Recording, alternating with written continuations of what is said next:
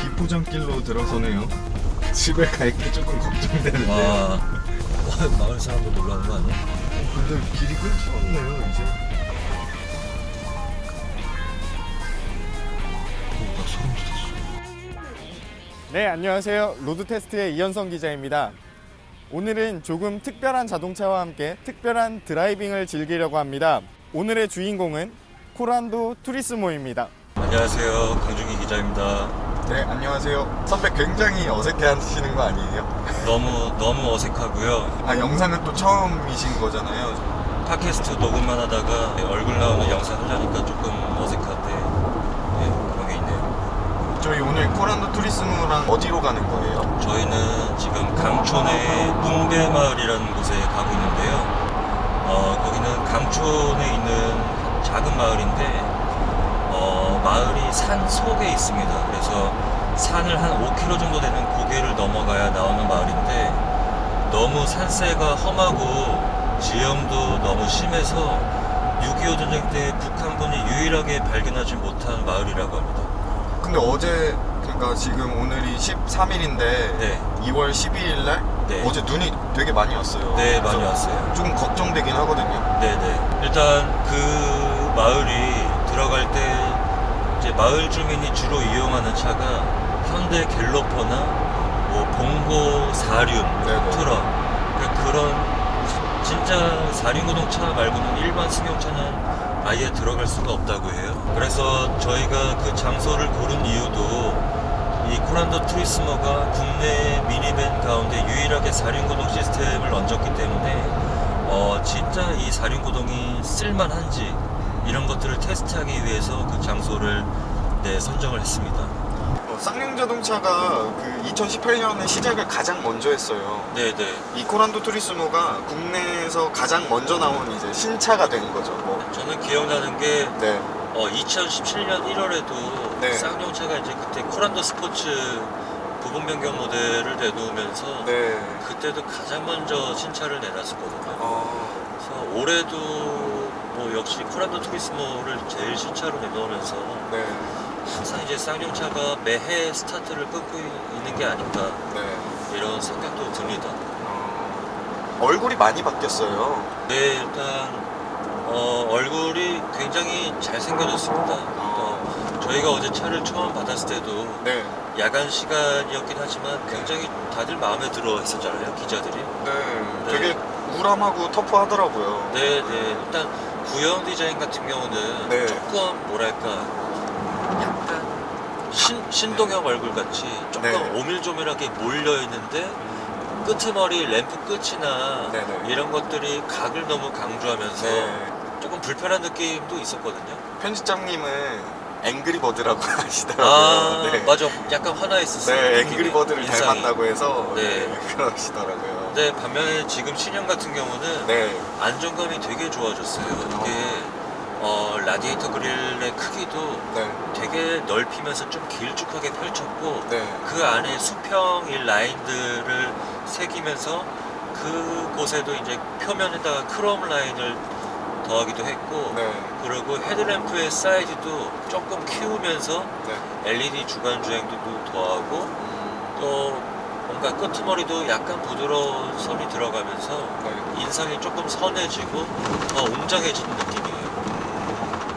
쌍용 자동차가 근데 이 2018년형을 내놓으면서 네. 얼굴은 굉장히 잘 바꿨어요. 네네. 미남으로 태어났는데 네, 실내가 바뀐 게 없어요. 너무 그대로예요. 그래서 되게 네. 아쉽다라는 의견이 굉장히 많았거든요. 물론 개선이 된 지점도 있어요. 일단 네. 모니터가 바뀌었고 네. 모니터 안에 뭐 스마트폰 미러링 기술이나 네. 뭐 애플 카플레이 같은 시스템을 넣어서 네. 조금 요즘 젊은 세대가 좋아할 만한 그런 기능을 넣은 점은 좋으나 네. 일단 기본적인 골격 자체는 구형하고 똑같기 때문에 네. 사실 굉장히 아쉽고요. 그리고 이 에어컨 이 공조 장치가 네. 제가 이 아까 전에도 말씀을 드렸는데 처음 탄 차지만 낯설지가 않은 이유가 네. 이 폰트가 굉장히 올드해요. 이 색깔도 그렇고. 네, 색깔도 녹색인 게 사실 옛날 차가 네. 쓰는 그런 색깔이거든요. 네. 그래서 이 폰트 자체도 이 모니터 안에 이 내비게이션이 쓰고 있는 폰트랑 또 영 땅판이기 때문에 네. 그 부분에서 조금 이질감이 듭니다. 그래도 뭐 디자인은 옛날 거지만은 조작하는 법은 직관성이 있어요. 네, 직관성도 좋고 저는 가장 마음에 드는 게 이 네. 각 메뉴들의 이름을 네. 한글로 써놔서 네네. 꽤 국산차 타는 느낌이 들어요. 근데 요즘에 다른 이제 경쟁차들 같은 경우는 네. 작년에 이제 타본 기아 스팅어 같은 경우도 네. 모든 메뉴가 다 영문으로 표기가 돼서 네. 이게 내가 국산차를 타는 건지 아니면 수입차를 타는 건지 이런 그런 부분들이 좀 있었거든요. 근데 이 차 같은 경우는 다 한글로 표기가 돼서 네.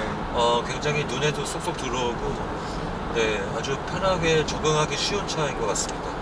가운데에 위치한 센터페시아 중앙에 위치한 계기판도 좀 많이 바꿔라 뭐 이런 의견이 있었어요. 네, 불만이 많았죠. 원래 이제 전통적인 계기판이 있던 자리에는 디지털 속도계라든지 네. 뭐 연비 같은 거를 체크할 수 있는 그런 가장 기본적인 정보만 놔두고 네. 뭐 엔진 회전수나 뭐 기름 연료 게이지나 속도계 같은 걸 다 가운데로 몰아놨어요. 저는 사실 네. 이 디자인이 나쁘지가 않거든요. 이게 근데 잘 보여요. 잘 보이고 가독성이 뛰어나고 제가 어제 그 뒷좌석에서도 이동을 해봤는데 네네. 뒷좌석에 탄 승객이 네. 그 운전자가 지금 시속 몇 킬로미터로 달리고 있는지 그걸 정확하게 파악할 수가 있어요. 네. 그래서 뒷좌석에 뭐 아이들이 타고 있을 때 네. 우리 아빠가 몇 킬로로 다니고 있는지 네. 이거를 알 수가 있기 때문에 네. 좀 더 안전한 운행에 도움이 되지 않나. 좀 긍정적으로 봤을 때. 한편으로는 약간 잔소리를 부르는 계기판이다. 네네. 네. 이런 디자인을 쓰고 있는 차가 네. 시트로행의 C4 피카소라는 네. 차. 그 차도 디자인이 굉장히 특이하거든요. 이 네. 디자인이 저는 신선하고 괜찮아요. 네. 근데 다만 좀 소재라든지 단차 부분에서 신경을 써줬다면은 네네. 훨씬 더 완성도가 높지 않았을까. 네, 그런 생각이 듭니다. 근데 이 차는 엄연히 따지면 미니밴이죠. 그죠? 미니밴 세그먼트인데 네. 쌍용차는 미니밴보다는 SUV 성격을 되게 강조하고 있어요. 쌍용차가 지금 얼마 전에 체험회를 또 단종했잖아요. 네네네. 그러면서 지금 SUV 전문 브랜드로 지금 재건하려는 네, 그런 움직임을 보이고 있어요. 네. 그래서 로디우스에서 다시 코란도라는 이름을 쓴 이유가 분명히 있다고 봐요. 네, 이 코란도는 사실 예전부터 네. 이 전형적인 그 4륜구동 찝차잖아요. 코란도가. 그렇죠. 그런 브랜드를 이런 미니밴에 썼다는 게 네. 네, 굉장히 좀 저는 그 이름에 좀 주목을 해야 한다고 봐요. 그래서 네, 이 코란도 투리스모가 노리고 있는 틈새 시장이 어디냐면은 네. 4륜구동 SUV를 사서 네. 험한 지형에 가서 가족들이랑 네. 캠핑도 즐기고 싶고 네. 어떤 오프로딩도 즐기고 싶고 그렇지만 가족 구성원이 많다거나 짐도 그렇죠. 많고. 그렇다 보니까 네. SUV가 조금 작게 느껴질 때, 좀 부족하다고 느껴질 때 네. 7인승 SUV를 사고 싶은데 3열까지 다 피면은 짐 공간이 부족해서 조금 망설이는 사람들을 위해서 네네. 쌍용차가 이 코란도 투리스모를 만들었는데 이 차는 특이하게 미니밴인데도 불구하고 쌍용차에 포트로닉 4륜구동 시스템이 들어갔습니다. 보통 미니밴 같은 경우는 이제 앞바퀴 굴림 기반인데 네. 이 코란도 투리스모 같은 경우는 네. 일단 체어맨 셰시라서 네. 뒷바퀴 기본적으로 후륜구동이고요. 네. 여기에 포트로닉 4륜구동 시스템을 더해서 네. 요즘에 뭐 G4 렉스턴처럼 버튼으로 뭐 4H, 4Low 이렇게 네, 그 도로 이제 컨디션에 따라서 네. 네, 그 4륜구동의 그런 시스템으로 들어갈 수 있는 그런 장비를 갖고 있습니다. 네, 그래서 네, 일단 일반 미니밴으로는 갈 수 없는 그런 험로 지역도 갈 수가 있고요. 네. SUV를 타면서 갈 수 있는 그런 험로 캠핑 이런 지역을 많은 가족과 함께 또 많은 짐들을 싣고서 떠날 수 있는 게 네, 특징이라고 할 수 있겠습니다. 이 차 나온 지가 좀 오래됐죠? 2004년 로디우스 출시 때로 거슬러 올라가야 돼. 그렇게까지 오래. 네. 근데 로디우스 탄생할 때 탄생 비하가 조금 신기하더라고요. 이름 짓는 거부터가. 로디우스가 로드와 제우스, 길이의 제왕의 합성어거든요. 네. 콘셉트카 이름은 더 특이했다는 거 아세요? 뭐였는데요? CEO였답니다. CEO. 그때 체어맨 이 플랫폼을 공유하다 보니까 네. 가장 그 플래그십 세단은 체어맨이고, 그래서 뭐 승차감도 좀 나쁘지 않더라고요. 기본적으로 움직임 자체는 전형적인 쌍용차 같습니다. 오늘 이게 두 번째 타는 날인데 네네. 사실 별로 낯설지가 않아요. 왜냐면 저희 집이 그 쌍용 무쏘를 15년 동안 탔어요. 아, 네. 그래서 제가 중학교 1학년 때 아버지가 사셔서 제가 그 차로 가족여행도 많이 다니고 대학교 가서 면허를 따고 나서는 또 그 차로 처음 운전을 배우기 시작했고, 그래서 그때 느꼈던 감정들이 이 차에서도 고스란히 느낄 수가 있는 게, 일단 기본적으로 서스펜션의 스트로크가 굉장히 상하 움직임이 길고, 네네. 그리고 스티어링 휠의 조타량도 굉장히 많습니다. 네. 그래서 거의 록투록 회전이 한 3.5회전에서 3.7회전 정도.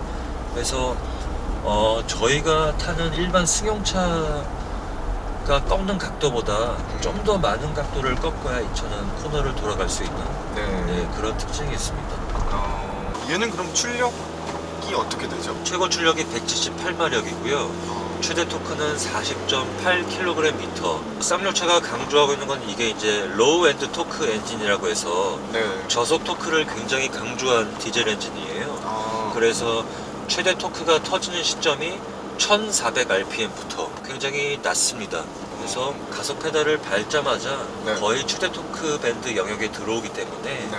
묵직하게 밀어주는 그런 토크감 있는 운전을 조금 즐길 수 있는 게 특징이지 않나 이렇게 생각이 되고요. 그래서 사실 이 차를 운행할 때 팁이라고 말씀을 드리면 굳이 속도를 내기 위해서 가속 페달을 끝까지 밟으면서 엔진 회전수를 높이기보다는 이 최대 토크 영역 안에서 가속 페달을 좀 지그시 밟으면서 운행을 하는 게 가장 좀 효율적이고 힘있게 움직일 수 있는 그런 방법이지 않나 이렇게 생각이 됩니다. 제가 뒷좌석에 타볼 텐데요. 지금 시트 구성을 9명이서 편안하게 탈 수 있도록 레그룸 길이를 조정해 놓은 상태입니다. 제가 그 신장이 181cm인데요.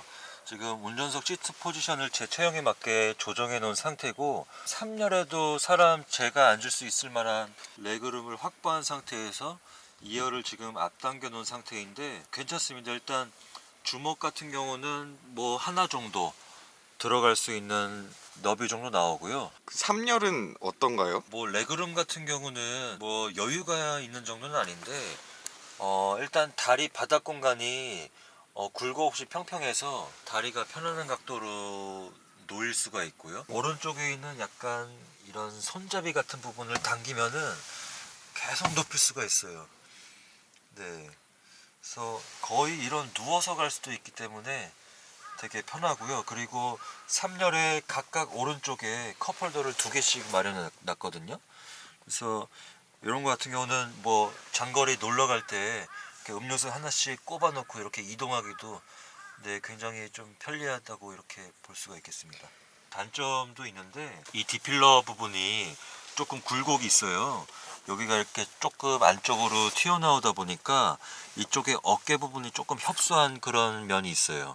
그래서 조금 이런 오른쪽 어깨가 걸리기 때문에 이런 부분은 조금 개선할 필요가 있지 않나 이렇게 생각이 듭니다. 근데 7명까지는 괜찮을 것 같은데 네. 4열은 조금 힘들 것 같아요. 등받이도 많이 서 있고. 네, 이게 사실 뭐 비단 이 차뿐만이 아니라 카니발 9인승도 마찬가지인데 초등학교 이하의 미취학 아동 정도는 앉을 수 있을 것 같은데 그 이상의 사람은 조금 힘들 것 같고요. 근데 앉아보니까 7명까지는 굉장히 편하게 탈 수 있을 것 같아요. 3열도 슬라이딩을 할 수가 있기 때문에 3열을 4열 끄트머리까지 쭉 밀게 되면은 3열도 주먹 하나에서 2개 정도의 공간이 나오거든요. 이 3열의 가운데 좌석은 사실 간이 좌석이기 때문에 여기에 3명이 타면 조금 좁을 수가 있어요. 근데 굳이 가운데 좌석을 안 앉고 한 6명 정도는 충분히 여유롭게 뭐 장거리 여행을 갈 수 있는 수준이라고 할 수 있겠습니다. 그러면은 이제 4명이 타는 구조로 한번 바꿔볼까요? 4명이 가장 편안하게 갈 수 있는 방법은 여기 이제 슬라이딩으로 조절을 할 수가 있어요. 그래서 최대한 뒤로 밀어버리면은 한 요 정도의 공간이 나옵니다. 이 뒷좌석 시트도 리클라이닝 각도가 굉장히 큽니다. 그래서 이렇게 이제 평범한 각도에 있다가 이렇게 눕게 되면은 이렇게 요 정도 각도까지도 거의 누워갈 수 있네요. 네, 이게 참 쌍용차의 장점인데 이게 G4 엑스턴 때도 리클라이닝 각도가 되게 컸거든요. 네. 그래서 이렇게 누워서 장거리 여행 가기는 참 좋을 것 같아요. 이걸 조금 더 앞으로 가게 되면은 각도를 더 눕힐 수가 있습니다. 이렇게 이러면은 거의 누워서 가는 상태죠. 쉬면서 가야 하는 사람이 있다면은 이런 기능들이 참 반가울 것 같습니다. 이제 진짜 비포장길로 들어서네요. 이 차에 진짜 사륜구동이 제대로 작동하는지 네. 볼 적당한 코스가 왔습니다. 여기 진짜 눈이 안 녹았네요. 와, 이제 빙판길입니다. 지금 제가 4륜 H에 넣은 상태이고요. 재밌는 게 네. 예전에 못 쓸 때는 4륜 하이를 넣으면은 네. 스티어링 휠이 굉장히 무거워졌었거든요. 네네. 근데 이 차는 별로 무거워지는 게 없어요. 네. 약간은 지금 묵직한 기분이 드는데 네. 옛날 무쏘 때보다는 또 이런 좀 편의적인 측면에서 좀 개선을 했네요. 이런 데도 마을이 있네요. 귀신 나올 것 같다.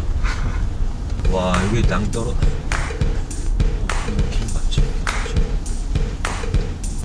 집에 갈 게 조금 걱정되는데요. 와. 오.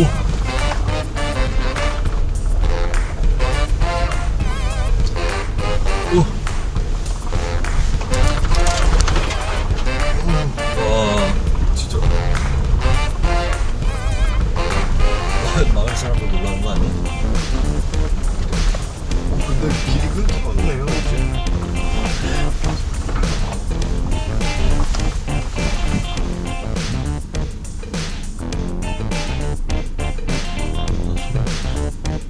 길이 또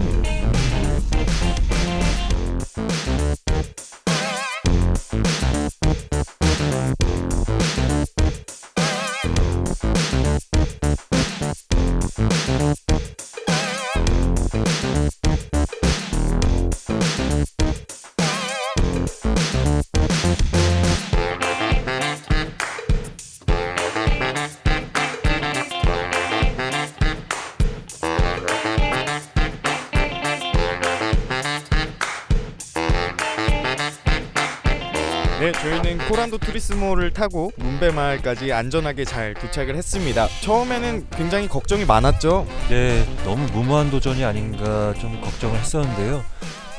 막상 올라와 보니까 너무 쉽게 올라와서 조금 놀랐습니다. 윈터 타이어도 아니고 일반 그냥 출고용 4계절 타이어를 신었는데도 불구하고 4륜구동 시스템도 너무 잘 작동하고 예상보다 더 높은 실력을 드러내서 굉장히 놀랐던 시승이었습니다. 4륜구동 SUV를 사고 싶은데 딸린 식구들도 많고 네. 더 많은 공간을 필요로 했던 고객들, 네. 이 고객들의 입맛을 만족할 수 있을 만한 차가 아닌가 그런 생각이 들었습니다. 네, 오늘 문베 마을까지 오면서 코란도 투리스모의 매력을 양껏 느낄 수 있었습니다. 오늘 여행은 여기까지로 하고요. 네, 다음 시간에 또 만나 뵙도록 하겠습니다. 감사합니다. 감사합니다.